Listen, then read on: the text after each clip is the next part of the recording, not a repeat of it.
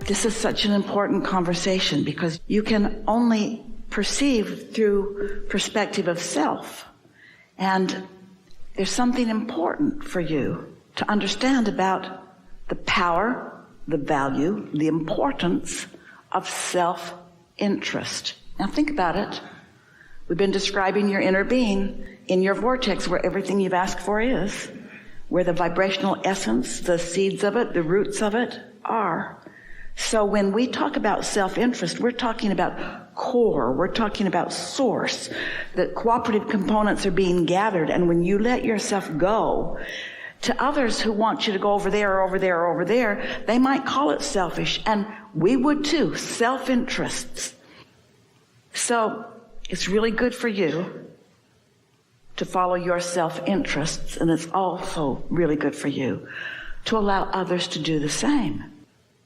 Because if you will be selfish enough to move in the direction of what's in your vortex and what's calling you, and you accomplish that alignment, that feeling of satisfaction by going that way, you win, and also others who are following their self-interest, they win. In other words, the only way win-win can happen is if you do a win.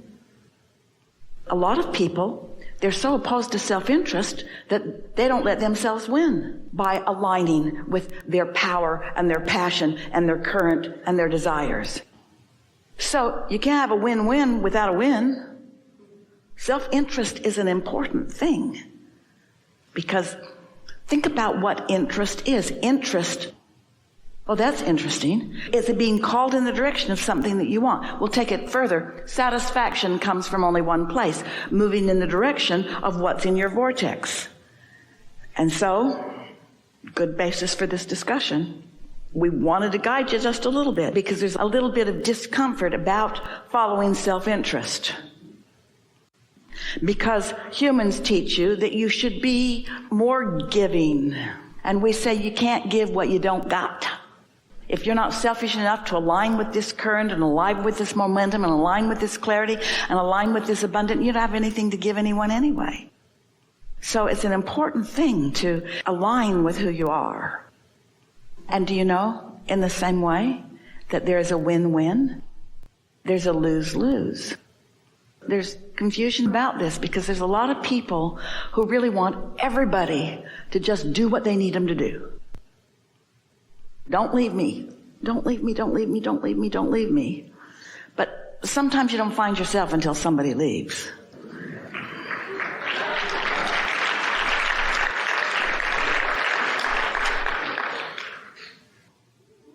Listen to what you're practicing. Listen to what you're packing your bag of marbles with. I'm a doer. I'm an inspired being. You know how this works. Say those words. Don't tell us what is or what's been. Don't try to defend. There's nobody asking you to defend anything. Doing is way fun. You came to see it and hear it and smell it and taste it and touch it. You came into this environment where you can be a manifested action devourer of delicious life. Action is really wonderful when it's inspired. It's really hard work when you're pushing against stuff. Action that follows interest, way fun. Think about when you wake up, it's not even daylight and you're going to go fishing. Feel it if you like to go fishing. Now, wake up before the sun comes up to go do something that you've been dreading doing for a long, long time. Feel that. Feel that. In other words, get the energy and follow the flow, yeah? Hook up to the energy, hook up to the clarity, hook up to the path of least resistance. Path of least resistance doesn't sit well with a lot of people because you've been trained not to procrastinate, even though it just means you've got a tug of war going on. You've been trained not to please yourself, that you should serve others. You've been trained to do all kinds of things that are not vibrationally accurate to the laws of the universe. When you feel that way, it doesn't feel good. What's that telling you? Your inner being's not encouraging you to push through. That's like saying, and it is just exactly like this. I said I would vacuum this living room today, and I will. I've been putting it off for a long time, and today's the day I'm going to do it. So here I go. I'm not going to plug the vacuum cleaner in, but I am going to take the action. I'm going over every bit of this room. I'm going to get every bit of it. And we say, plug the vacuum in before you take the action. And so the better you feel, the more playful you are. Usually the younger you are, the more you're called by that. The beasts of your planet, they're experts at that. What's the difference between your beasts? That's a term of endearment, by the way. And humans? They're not trying to think their way through everything. They feel their way. Humans call that instinct. We call it path of least resistance. That flock of birds up there, not banging into each other. Everybody knows right where to be. Who's the leader? Not any of them. They all have inner beings. The inner beings offering the idea of the path of least resistance. And usually, there are exceptions, of course, but usually they're in sync with it. And you are too. You want to be too. And there are no boundaries to this field, so it includes what you call physical and what we're calling non-physical. So when your inner being brings its bag of marbles to the vibrational field, what it holds for you is appreciation that we can't even find a big enough word for.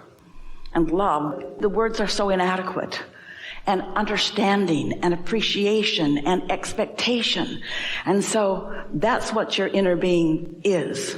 But your inner being can't evoke from you something that you're not offering. Your inner being is always calling as much of you into alignment, into calibration, as you in any moment in time are able to allow. You get to resist or allow because you have the free will to do it. You get to have step one moments. You get to be in moments where you know what you don't want because it's an advantage to you and to all that is. And so your inner being is never standing around saying, not ready yet, in any kind of attitude of impatience. Your inner being is always just knowing what you want and knowing that you can come and always offering ideas about what the path of least resistance could be for you. And sometimes you get it and sometimes you don't. You tend to identify yourself through what you can see and hear and smell and taste and touch.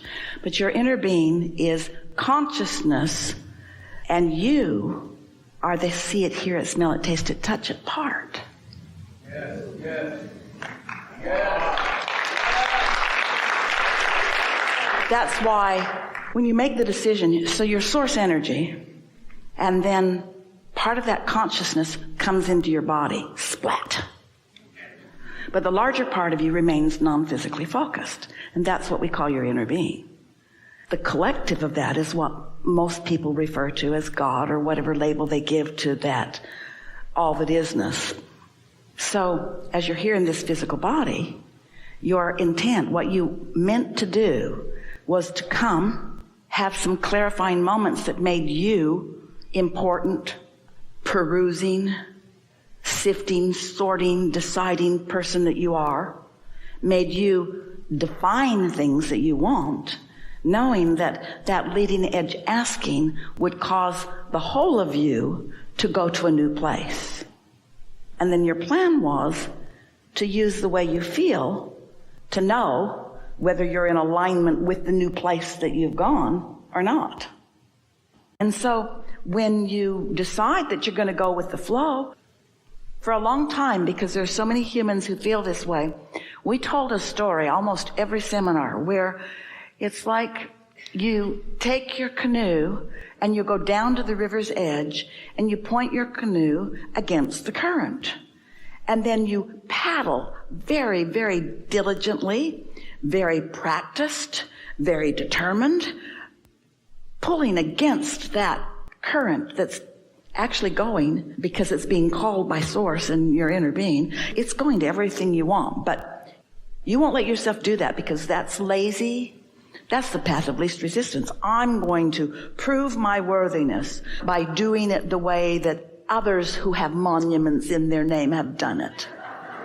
I'm going to struggle and sacrifice, and I'm going to do it the way that will make me be revered by others who have done it their way. And we say, we'd like to suggest that you just let your canoe turn and that you just go with the flow. Oh, that feels kind of good, but it feels lazy. It feels lazy. And we say, where do you get this stuff?